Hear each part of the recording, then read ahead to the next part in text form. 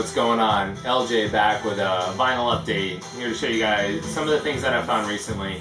Truth be told, I've actually picked up quite a bit, so trying to show these in moderation. I don't want to slam everybody with 30, 40, 50 at a time, and I also always want to have an opportunity to listen to things, either at least a cursory listen or an in-depth listen, to really give an honest opinion.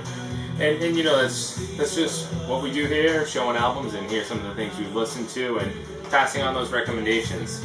Kind of a mixed bag tonight. I'm trying to mix them up a bit. I will make a big 80s cheese video with here's some of the 80s cheesy stuff I found, but I wanted to start with some jazz finds that I was really, really impressed with. I picked up recently, really inexpensively.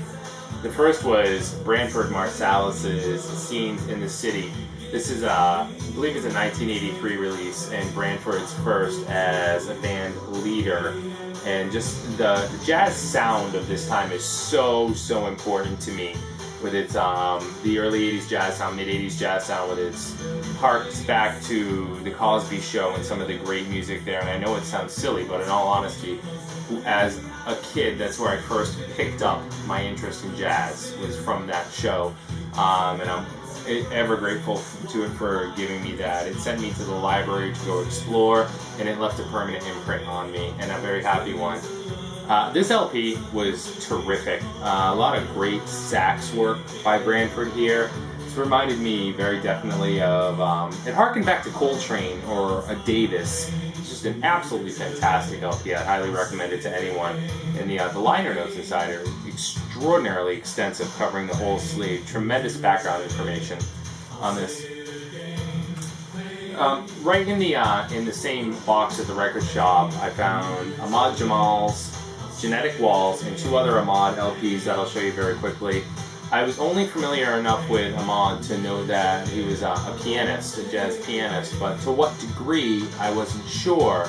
And picking up an album like this and seeing the embryonics and things like that, the image of the man, I almost thought this jazz fusion for a moment, and I would have been happy with that as a fusion fan, but listening to it, it was a lot more like a Waraldi, and that Peanuts sound, that Charlie Brown Peanuts Waraldi type piano is simply amazing. I must have listened to this 3 times in a row, and just each song faded into the next. It was absolutely stunning. If you're all a fan of that sound, and that was a mid-70s release.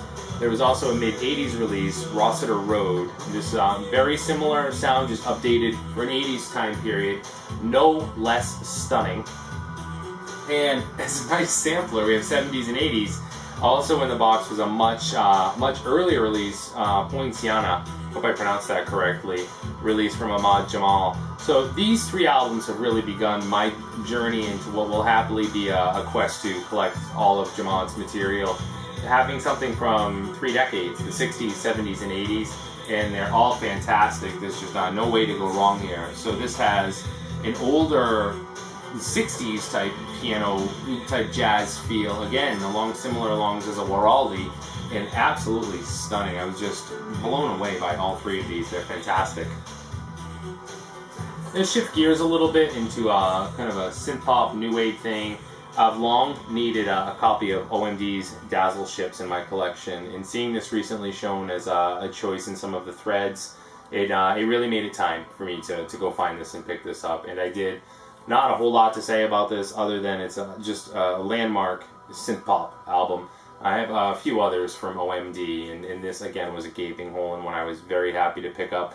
Highly recommend it if you're at all a fan of 80s synth pop. It's been too long without that. Along similar lines, pop, new wave-ish cutting lines. Again, another long-time hole in my collection has been Joe Jackson's I'm the Man. This is one that I'm so happy to finally have home. I have to turn it to see. But It's Different for Girls was a huge hit here. Joe Jackson is just a tremendous artist. And it's so hard to pigeonhole this guy between new wave, pop, rock. He's really done it all. I'm the Man is a fantastic early 80s, late 70s.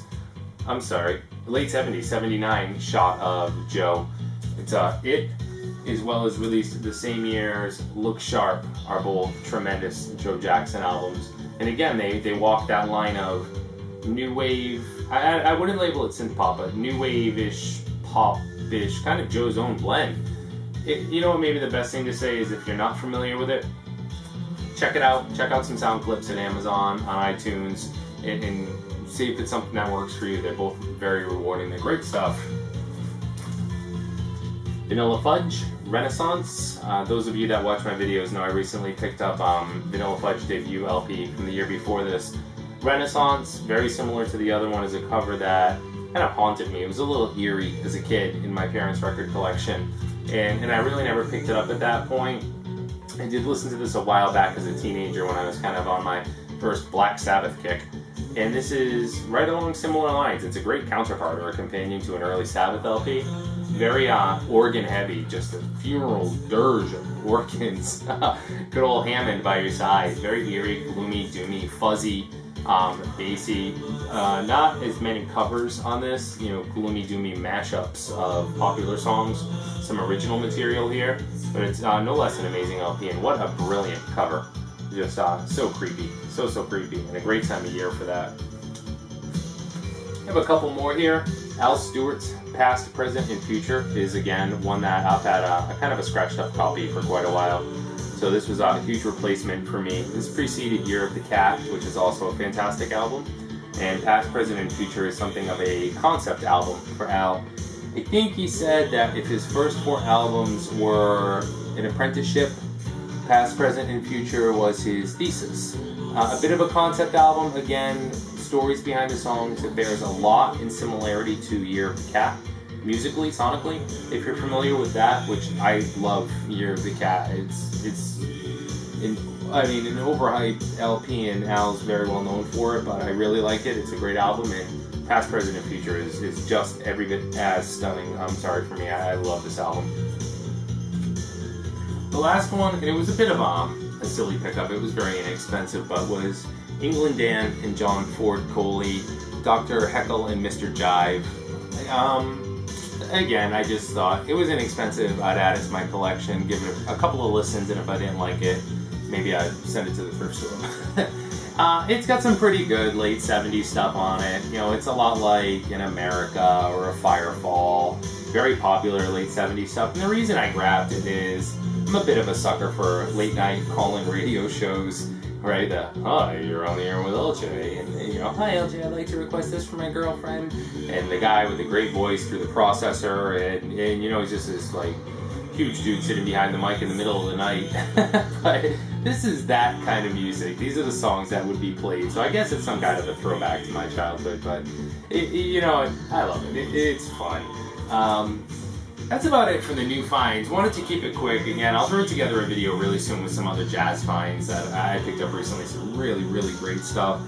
Some big 80s cheesy stuff, and hopefully towards the weekend I have collected quite a bit of new metal stuff harder on the edge that kind of shapes my weekends, and I'll post a new find of those, some Deep Purple, Ace Frehley and stuff like that. But I hope everyone's doing well, guys. Thanks for watching, thanks for commenting, thanks for subscribing. Your comments, your notes, your emails are always welcome. It's always great to hear from everybody.